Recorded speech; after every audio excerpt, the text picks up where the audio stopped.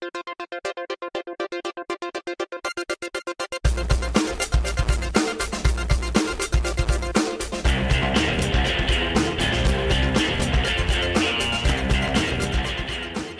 to the Mobile Armored Podcast Show, the podcast that transforms into an angry rock monster. My name is Adam Moore, alongside my co-host and best friend, PJ McNerney. How's it going, PJ? I'm good, man. I've been doing a lot of reflection. I think there's probably a whole host of people out there that think that we hate this cartoon show. This is episode 37, not counting some of our special interstitials. So you don't do 37 episodes unless one of two things are true. You either are psychotic or you love it.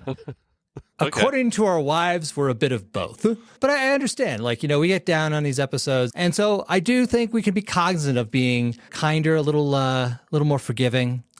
It won't be this episode. It won't be this episode, to be sure.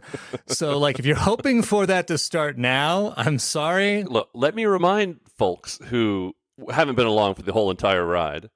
We started this podcast because we loved the toys as kids. We loved the show as kids. And then we took another look at it as adult parents and realized there's a lot to talk about here because there's a lot of stuff that doesn't add up. Will we be kinder and gentler? Maybe you will be, but I still have significant issues with this show. And I think we have to be okay with having problems with the show. Just because you and I have severe father abandonment issues doesn't mean we have to keep projecting them over and over again onto Matt. Just because he abandons his son all the time. I think that is a big part of it. I really do. I definitely think that is a major part of the issues that we have with the show. But I think it's okay to love something and also to understand that it is flawed, deeply so at times. And it's okay to hold those two things in your mind and in your heart. We will try to be mindful about how critical we are about parenting and racism and all the other things that we like to touch upon. So what's this episode about, Adam? Well, it's called The Sacred Rock, PJ. V.E.N.O.M frightens... I can't even say it. Having said all that about being kinder and gentler, episode 37, V.E.N.O.M frightens a tribe of Australian Aborigines who believe their god Mimi is angry with them. When T-Bob makes an appearance, the tribe thinks he is their deity. So, nothing racist about that at all. We open on Ayers Rock in the Australian Outback. Now, we're going to have to dive into a history corner right off the bat because today we refer to Ayers Rock as Uluru.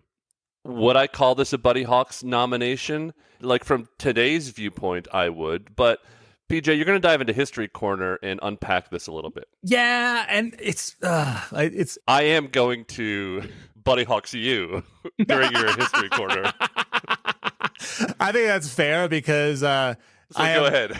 I'm effectively, I feel like I'm now in the Imperialism Defense Award at this point in time. Because I want to just point out historically, in 1985, the name hadn't been reverted to its native name. Okay. That's right, because in your original notes for this episode, you say it had not yet had its name updated. I know. Uluru. I realized it's always been called Uluru. I will take my Buddy Hawks for the episode then. I think it was 1831 or something like that. It was a while back. This rock looks awesome. We're going to name it Ayers Rock. The dual naming of it with Ayers Rock and Uluru came into effect in 1993. So at the time, despite the fact it is a reminder of British imperialism, it would have been called Ayers Rock at the time. So now this is important. The local people do not climb Uluru due to its cultural and religious significance. And in 83, the Prime Minister of Australia told them they'd hand back the land title to the local people and they would prevent people from climbing Uluru. Got broken pretty quick. And it's only as of 2017 that climbing is now forbidden. So any climbing of Uluru is an affront to the people there. So just thank God no one climbs it this episode. I hope. At any rate, Not climbing the rock, fortunately, are two rich American tourists who are there. And the wife says, it's the biggest rock in the world. And the husband says, Mildred, I thought the biggest rock in the world was on your wedding ring. Americans. It's such a funny, weird exchange, and I hope kids loved it. I love that they have this shot of framing the tribe, and I was reminded of that line from Zoolander, where it's like, don't some Aboriginal tribes believe that a photo steals part of your spirit? I did look this up, and so right now, this American just kind of randomly taking a photo is taking some of their souls. Yeah. Well, I mean, and speaking of them, the tribes people they're showing look nothing like the indigenous Australians. Like I noted in a previous Australian episode, they don't necessarily dress in this cliche native attire. It looks like something out of South America. It looks like very little research went into this at all. Skin tone looks off.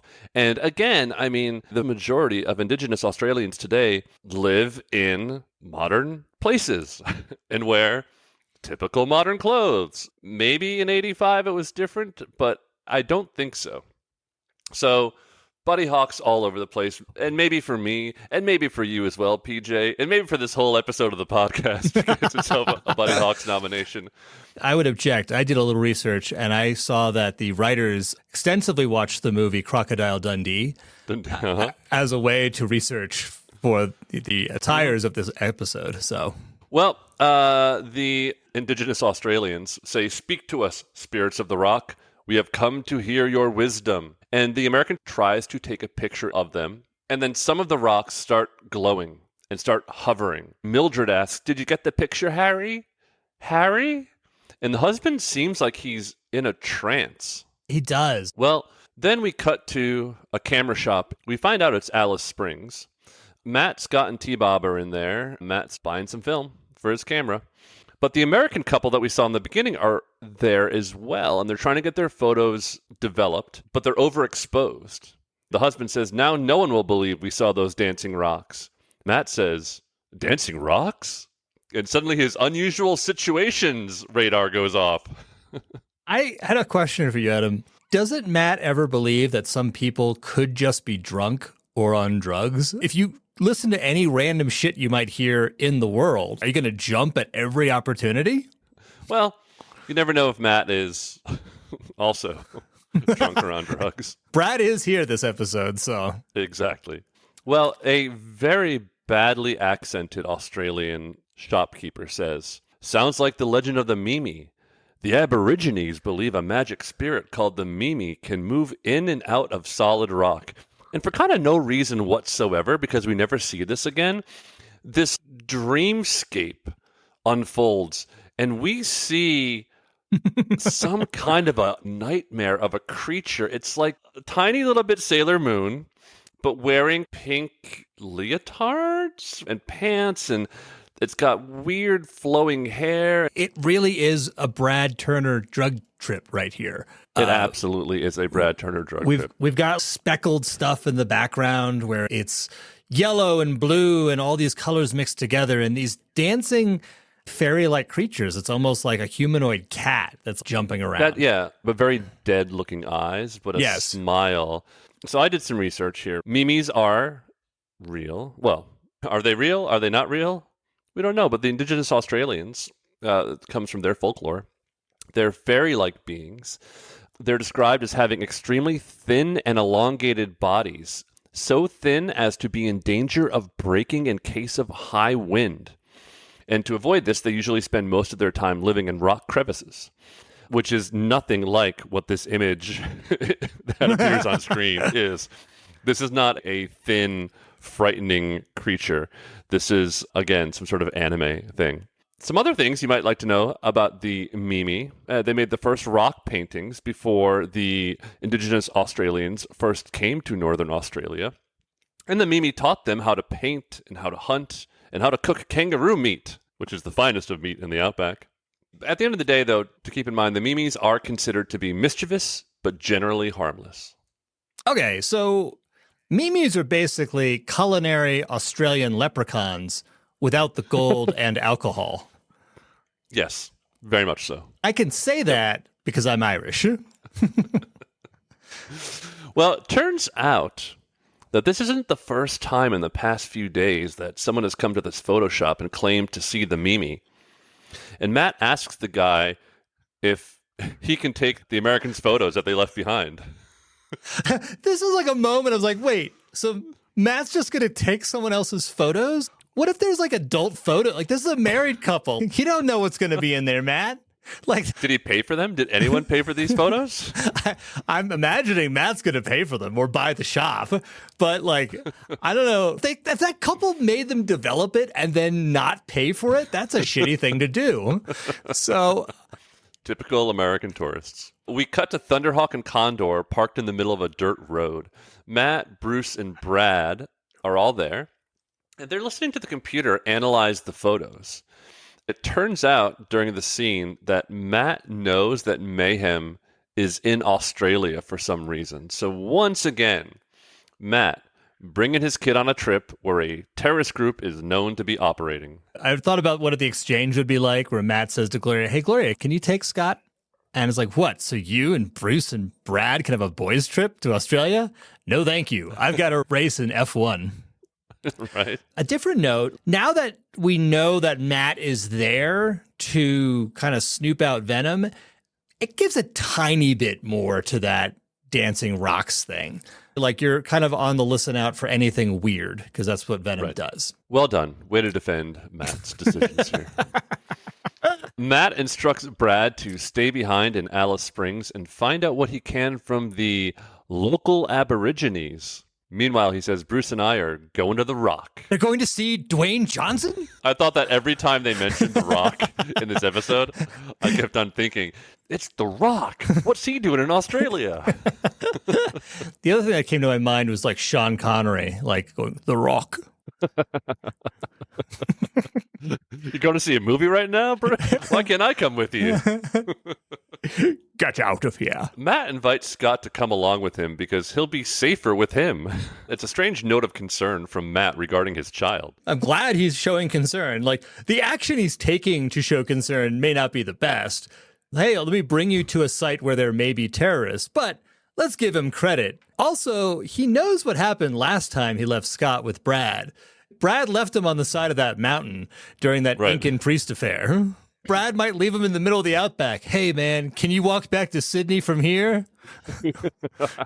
We cut to Venom. They are in a tent in the Outback. Miles is tinkering with a very typical Venom machine. Turns out this one creates holograms. He explains to his team that the natives think the holograms are their quote-unquote rock gods. Sly says, give me 5 minutes with the Aborigines and I'll scare them into telling us everything.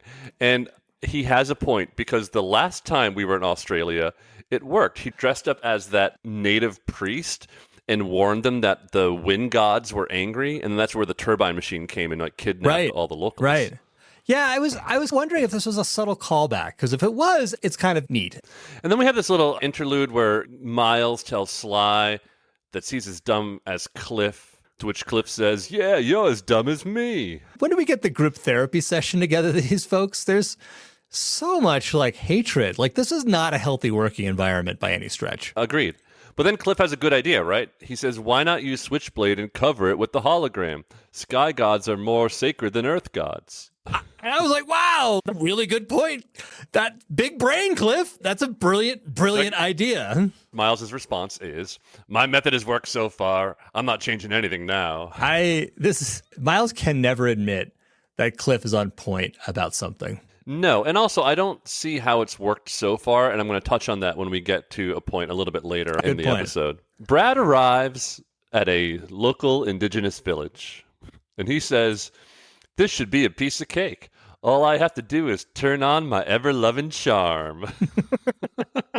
He approaches some villagers sitting in a circle, and he says, hi there, how's it going? My name is Brad. Do you know anything about the Mimi? It's almost like he doesn't speak English and is reading out of a guidebook. How is it going? My name is Brad. Do you know anything about the Mimi?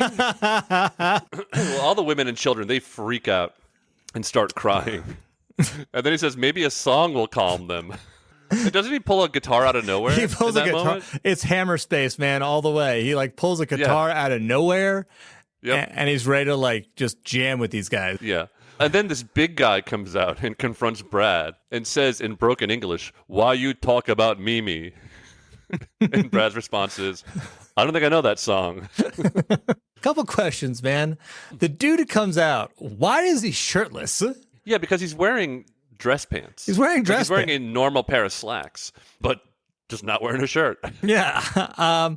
Also, is it forbidden to talk about Mimi? Like, they didn't really establish that very well. Finally, I thought a better thing for the guy to say, because this random white dude is upsetting his family, is be like, who the fuck are you?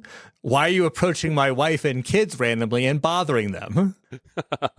And I was just like, maybe like Brad reminds him of that sort of cool youth pastor that's doing a missionary trip.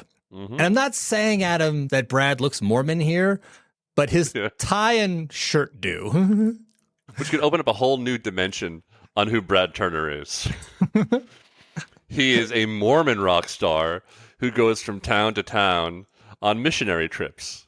Now that's a cartoon show right there. There we go. So Thunderhawk and Rhino, they arrive at Uluru to find the indigenous Australians worshipping the rock. And all of this that happens here is worthy of Buddy Hawk's nominations. What are you saying? Don't natives worship rocks in the outback?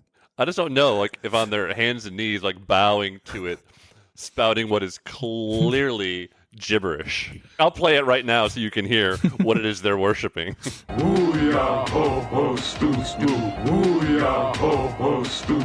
That is gibberish. That's not actually. That's Adam. I'll explain. That's because before Brad and the Mormon missionaries came out, there was Catholic missionaries that came out. So it's Latin. It's Latin.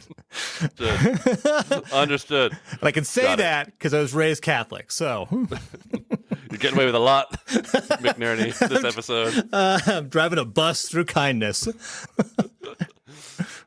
T-Bob throws a boomerang. He runs away from it and then hits a tree, causing Matt, Bruce, and Scott to all burst out laughing. So we have a great Roy Batty nomination for making fun of T-Bob when he's in pain. It really is. It's like, hey, man, I was just trying to have some fun here. I had two questions, though, about this, Adam. So a boomerang is a weapon. Like, it's a, we play with it as a toy here in the U.S., but it's a weapon used to hunt, right? Yeah. So why would T-Bob think it's a good idea to use a weapon with these natives here? Like, what if he accidentally hits one of them? What if he's trying to get more lethal? Yeah, maybe you're right. This is the Roy Batty. He's practicing. Exactly. My second question, though, for you is they're laughing. Aren't they trying to stay hidden at the same time? I know, right? Like, at least they should be cackling quietly for themselves. Well, Matt and Bruce go off to investigate, and Matt tells Scott to stay here. So what does Scott do? He decides to climb Uluru. No, Scott, that's sacrilege. He's just climbing up, no ropes, no nothing, just doing his thing. Well, back to Bruce and Matt. They are poking out from behind a corner there, and Bruce says, "Sounds like the Mimi show is about to begin." And Matt says, "Then let's grab ourselves some front row seats." It's like, Bruce, the Mimi show? Really? Bruce gets a Buddy Hawks for me right there. You know what? You're right. That is a Buddy Hawks for Bruce. A minor one for Matt for playing along with it. Yeah. Well, Matt and Bruce witness the glowing rocks. And Bruce says, "Fish can swim, flowers can bloom. However, a dancing rock has no leg to stand on." It's a Sadoism, indeed. Mm-hmm. It makes no sense whatsoever. What information did we learn from Bruce at this point in time? Did that actually advance or add anything? I was at least glad Matt didn't explain that back to Bruce. Normally, you'd need Scott or Brad or Dusty or pick a name to be like, "I don't know what you're talking about." And then Matt would have to, explain it. I mean, I half expect to be like, "Bruce, you're right. Rocks can't dance without legs." Because that's fundamentally all you get out of that. Yep. But from this, Matt makes a stunning leap of logic. He says only one person could be behind this. Miles Mayhem. Or aliens. or Yep. other mystical shit. You've seen both of those things in the past, man. Meanwhile, well on their way to the top of the 1,100-foot Uluru, T-Bob stumbles and falls down, dragging Scott with him. The shot is awesome.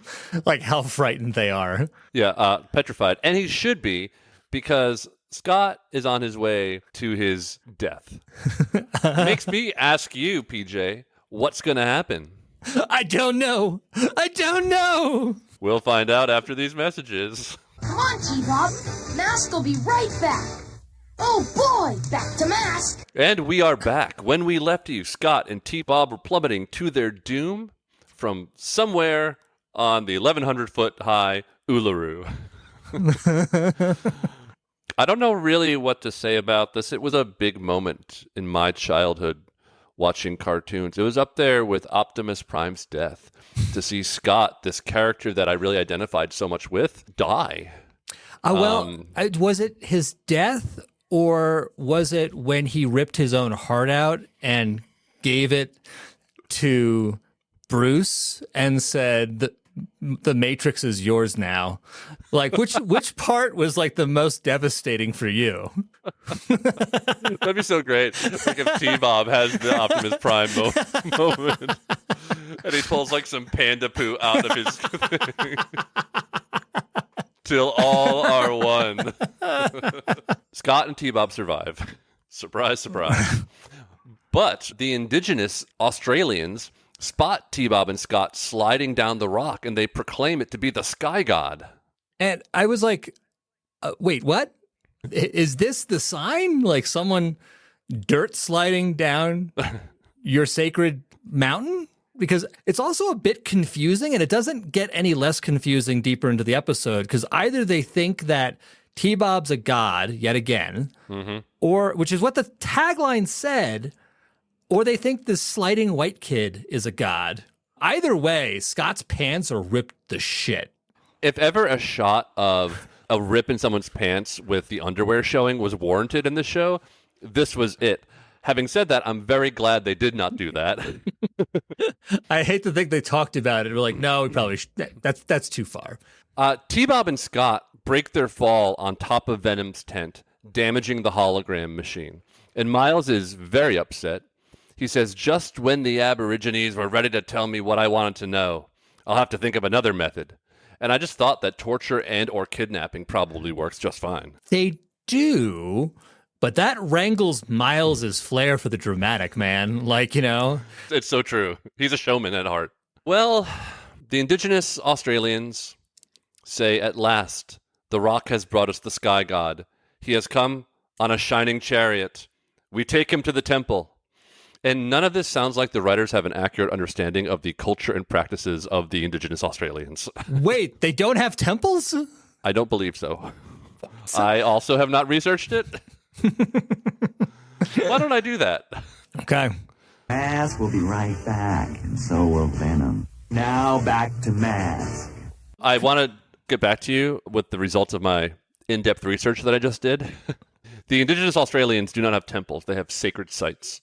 Thank you. I appreciate that. Because they crowd around T-Bob and they name it in a second, but I feel like it's kind of ambiguous in the moment. It gets a little bit weird because for a second there, Adam, it seems that T-Bob is actually the Sky God that they're crowding around. And so my question to you, is there a common set of aliens that visited the Incans and the indigenous Australians that look like T-Bob? And if so, did Scott unconsciously create T-Bob in their likeness? And if so, is it possible that T-Bob is in the likeness of the aliens from the Star Chariot episode, which is why he and Scott were saved? Is such a thing even possible? Yes, it is. Now we go to Venom, and man, there's just a very confusing exchange between Miles and the indigenous Australians. And I mentioned this a little bit earlier.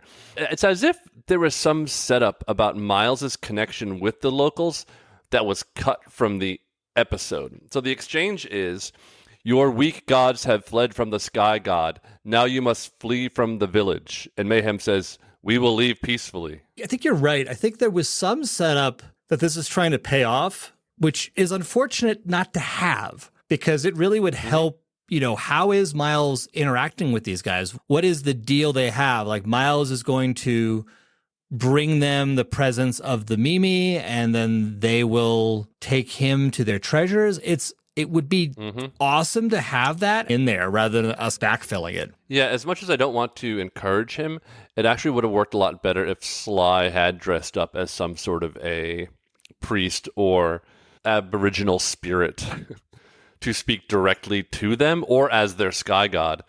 Because it doesn't make any sense how Miles was interacting with. Like, did he show up and say, "The Mimi are going to appear on the rock, and they're going to do bad things unless you tell me this information"? And then he's been doing it over and over again. So it clearly actually hasn't been working. Well, meanwhile, Matt and Bruce touch base with Brad, who has made inroads in the indigenous village by teaching them how to play guitar. And I will point out again that this is not how indigenous Australians dress or live. You got thatched roof huts. I mean, first of all, there's one kid. Can we post this picture on socials as well? It's like one of these things is not like the other. It's like kind of indigenous person and baby, kind of indigenous kid, and then white girl. Yeah. What do we got going on here, huh? Which at least she's wearing modern clothing. It's true. We did have that theory last time in Australia that we were not actually visiting indigenous people. We were visiting with white people who were dressing up as what they thought were indigenous people and acting like they thought were indigenous people in some sort of weird recreation. So I don't know if they have the equivalent of Ren Fair for indigenous people in Australia, but maybe that's what this is. He's not actually in a native village. It's Aborigine Fair or whatever. That's a Buddy Hawks right there for you, pal. Thank you. I'm not saying it's right. I'm just saying that's what these people are doing. Right. No, I understand. And I had a question. Are these the faces of people that are so happy to learn how to play guitar, or are they actually stoned? Which is the more likely route Brad took here to win these people over? Or is all of this a drug-induced hallucination in Brad's mind? He's actually not in a village with any people. He's wandering around the outback aimlessly, playing guitar. No, he's playing air guitar. He didn't even bring it with him. How did he pull it out from nowhere? So Brad reveals that he learned about the lost shrine of Abore. It was supposed to be an opal mine the prehistoric Aborigines turned into a temple, but it's just a legend. And guess where you'll find the shrine? Inside Ayers Rock, a.k.a. Uluru. Okay, so something just occurred to me. We got to stop right here for a second. I want to parse this. So there was an opal mine that the prehistoric Aborigines dug. They formed a mining company and dug up opals.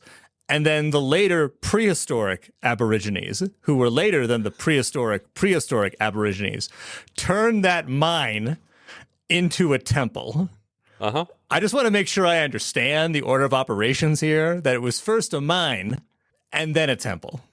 We don't know if it was the prehistoric Aborigines who built the mine. All we know is that they turned a mine into a temple. So is it possible visitors from another planet mined Uluru? And if so, did they look like T-Bomb?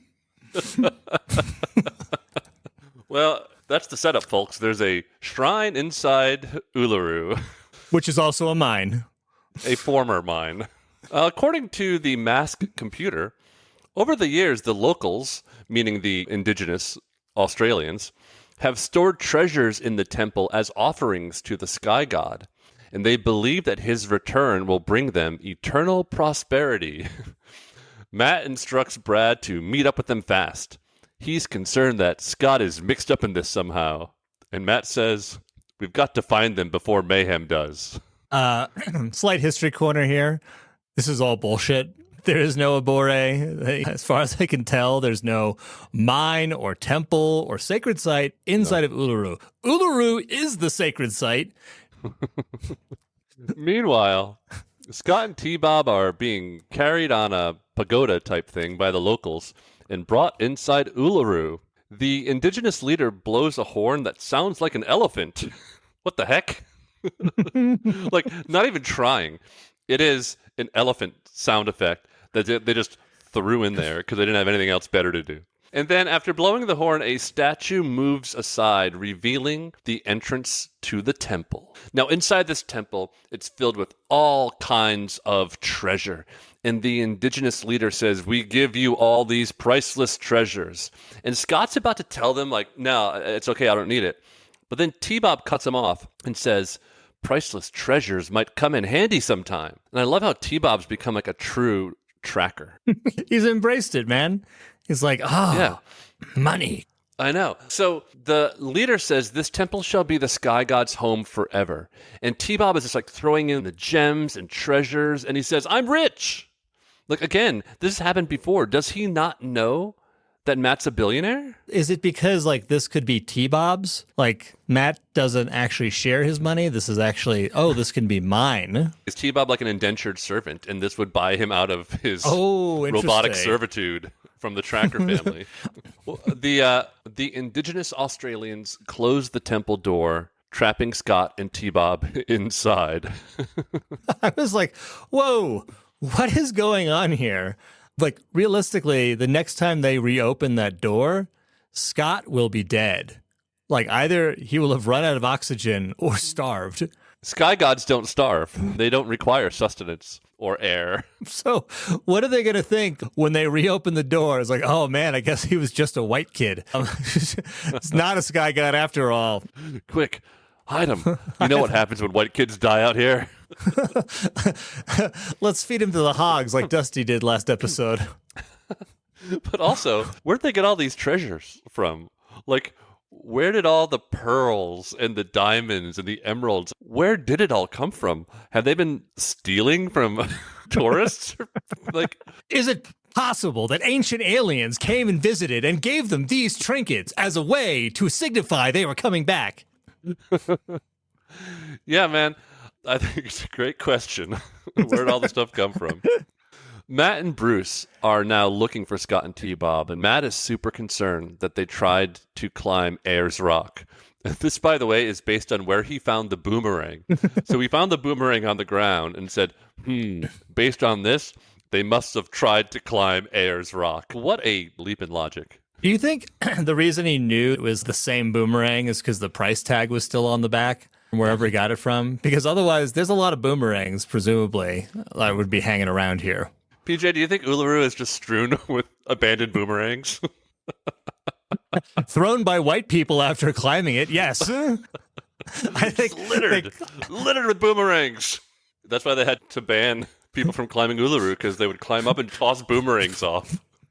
Well, Matt says, "I shouldn't have left them alone." You think?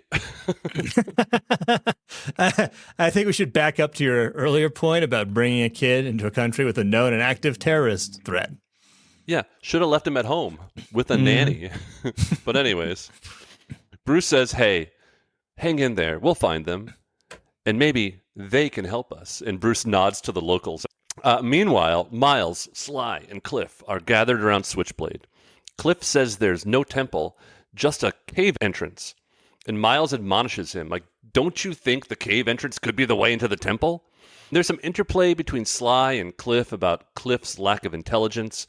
Miles does need to treat them better as a boss, but he also needs to get better employees. He really does. Let's be honest. But let me ask you this question, because it just occurred to me. To Cliff's point, how many temples do you know are in caves? And if you say the one from the Last Crusade, that's the only one you get. So how many temples are you aware of, basically just cave entrances? Cliff might be like, look, it's a cave, it's not a temple. Based on the Mask series, many temples appear, or lost cities Touche. appear to be in caves. You win, sir. You win. Also, where's the self-esteem of Sly and Cliff at this point in time that they take this kind of brutalization? Because it's bad. Yeah, they've been beat down for sure. Miles tells them, after belittling them, we've got work to do. We're going to blast our way into Ayers Rock, which, right on, Venom, back to your old ways of blowing holes into mountains to get in.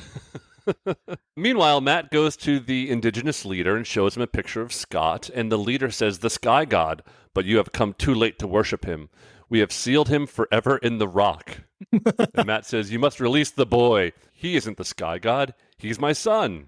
Okay, so I'm a little bit troubled by this because, again, the tagline say that T-Bob's the sky god, and now the white boy has become the god.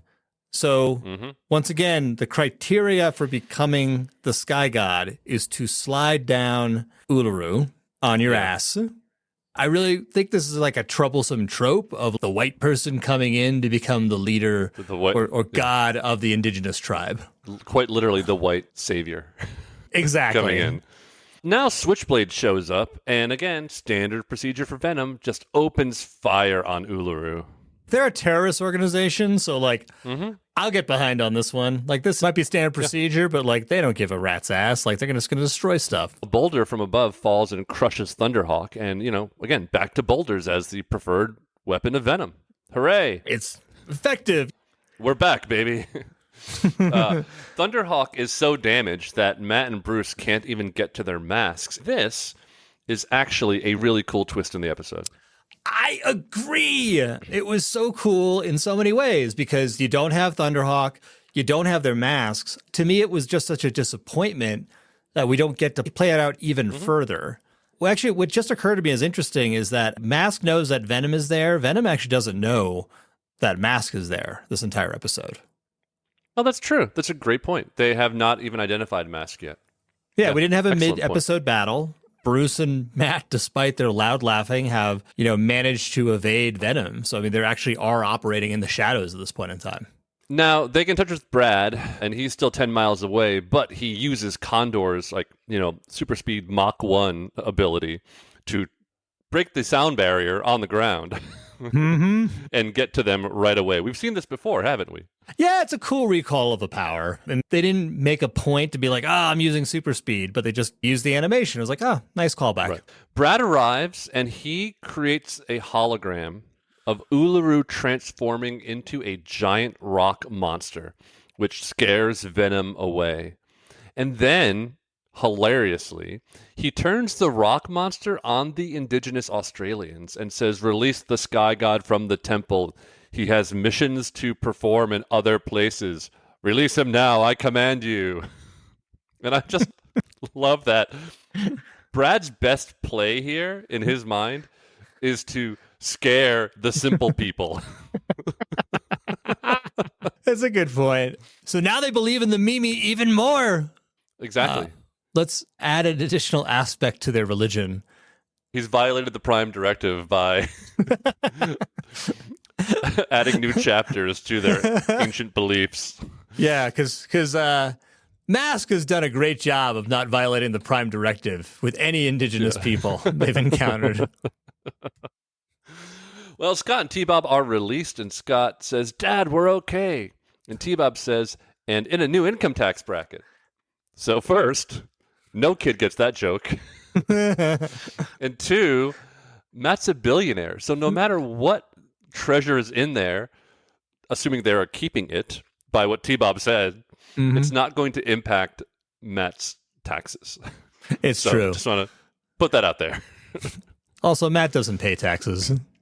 That is very true as well.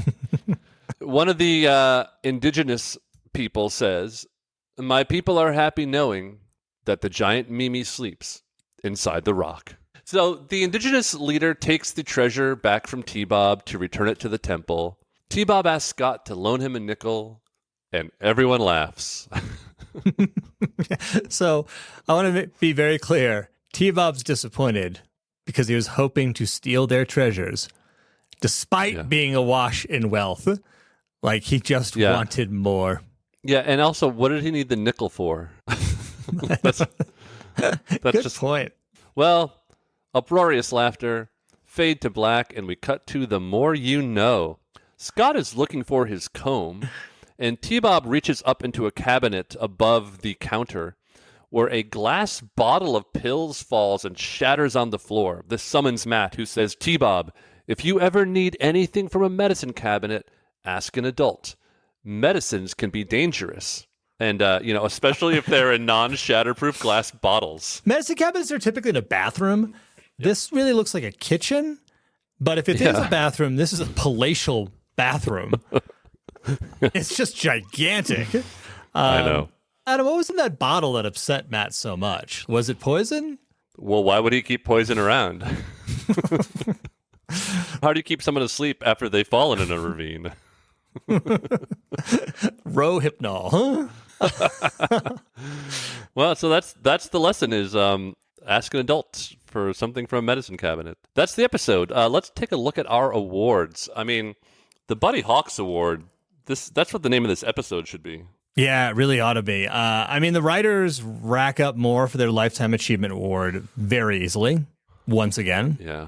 I mean, there's so many to even point out. I don't even know if we can. With one exception I'm going to get to, I mean, the characters, like, whereas they're probably really subtly, like, interacting poorly with these guys, don't have a whole lot of overt stuff. I mean, the writers basically just are, trashed on the floor here. I will say the Bruce comment about the Mimi show and then Matt laughing is probably the closest where it's kind of like the belittlement of the people within the episode. Yeah, I'm going to go in that note. I'd say Brad with the rock monster. Okay, good call. How about the Sly Rax Ragdoll Award? I mean, really, it's Scott and T-Bob sliding down Uluru, like, to their deaths. That to me feels like... Agreed 100%. R.I.P. Scott and T-Bob. See you next episode. Father of the Year Award? I think it's pretty obvious. Yeah. Bringing Scott yet again to a dangerous place. Very knowingly. Finally, the Roy Batty moment of the episode. I really thought it was laughing at T-Bob's ineptitude with the boomerang. I mean, you're really asking a lot to laugh at someone. They fuck up with a weapon. Like, at what point in time does T-Bob turn around and just throw it at Matt? Agreed. They gotta stop laughing at T-Bob's pain. Is this episode Panda Poo? Yeah. So, okay, we're back in this common trope of Venom looking into some sort of lost treasure / power. But I kept wondering, is the Outback sun getting to everybody? Because everyone feels just a little lazy. The stakes are lowish. It's kind of bottom barrel for Venom to be trying to rip off an indigenous people. So I'm not sure if they ran out of that prime minister's money or that finance minister's money. The plan's not as clever as we've seen before, not even as clever as the plan we've seen last time we were in Australia. And we get another bad depiction of the people of Australia. So overall, I'm killing this lazy Panda Poo. I agree. There are no stakes for Venom here.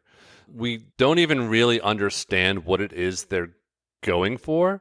I don't believe Miles ever says, there is a temple hidden in this rock that contains treasures beyond your wildest imagination. Yeah. Like, just that alone would be fine. But he's also, by the way, not even putting the indigenous Australians in any danger. He's just using holograms to dupe them. For me, it's Panda Poo because it's barely an episode of Mask. Yeah, I mean, note that the agree. masks actually get trapped in a damaged Thunderhawk, so they can't even use them. Yeah. Switchblade gets used with the lasers. Hocus Pocus gets used. The mask computer gets used, but that's kind of it. So it's Panda Poo. Yeah. Now, we wanted to open up a new section of our episodes, kind of like the rewriter's corner, to talk about, where the episode goes wrong and how could it have been changed to make it go right. Here's the thing. Folks, just to toot some horns here for a second, Adam is an accomplished writer, both of games, movies, and television. All of that is a lie. Writer, yes. Accomplished, maybe not. He created the show The Pinkertons, so that was a excellent, loved by Western dozens. show. Hey, more shows than I've made. I want to ask you a question from a writer's standpoint. You've trained in this, you've operated in this, so where does this episode go wrong? Yeah, well, I mean, the very first thing you have to do, and I pointed this out in the Panda Poo section, is you have to, what are the stakes? Here's how you can set up any episode of Mask, just the format. Venom threatens to blank unless blank. Right there, that's the first thing you need to know in a Mask episode. So if we were to take today's episode and put it into that framework, Venom threatens to nothing or else nothing. Like, that's why this episode doesn't work, because there is no Venom plot here. And you pointed out the characters seem really lazy, especially Mask seems very lazy. They're lazy because there's no urgency, and there's no urgency because there are no stakes to the episode. No one's in danger until the only time there's stakes are when? I mean, when they're pounding on Uluru and Scott and T-Bob are trapped in there. That's it. Right. So Scott and T-Bob get trapped in there, and then suddenly the stakes are very high because Matt's son is in danger. None of it had to do with Venom's plot. In fact, the reason that Scott and T-Bob are entombed beneath Uluru is because Matt decided to bring them along into the Australian outback because he thought he'd be safer with them. Yeah. Right? So right there, it's like, well, Matt, you're incompetent. And again, going back to what we said at the beginning of this episode, we do love Mask, but if we're going to poke holes at it, Matt is incompetent in this episode. He brings them to this place, and the only stakes that matter are Scott and T-Bob trapped in Uluru, and it's his fault. I mean, those are two areas where the episode goes very, very wrong. If I'm going to go straight up a typical episode of Mask, Miles threatens to blow up Uluru unless the indigenous Australians agree to show him the location of the hidden temple filled with treasure, right? Okay, that is a little bit goofball, but it would work as a Mask episode, right? Yeah, it's very akin to a great episode that we've talked about in the past. It's Assault on Liberty. But you're 100% right that let's create some kind of real stakes here that's important to the people on the ground. But that is it for episode 37. Episode 38 is coming up next. Yeah, a really important note. I did the math wrong last time, so I'll correct myself now. The next episode is the midpoint of the entire series. So we've been Crazy. 37 up to this point in time. We got 38 and then 37 more episodes after that. So after next episode, it's all downhill. And we're going to introduce a ton of new characters. Cannot wait to get into the new characters. It's going to be a blast. It'll be awesome. Rounding out the first half of the series is episode 38, The Curse of Solomon's Gorge. Mask goes to Africa to stop V.E.N.O.M, who has discovered King Solomon's treasures. We're going back to the country of Africa. Oh, wonderful. Very good, Mask. You never fail to amaze us. Looking forward to that one. Looking forward to having you join us. But for now, we have to transform and head back to HQ. I am Adam Moore. And I am PJ McNerney. Bye-bye. Bye-bye. The Mobile Armored Podcast Show is written, produced, and edited by Adam Moore and PJ McNerney.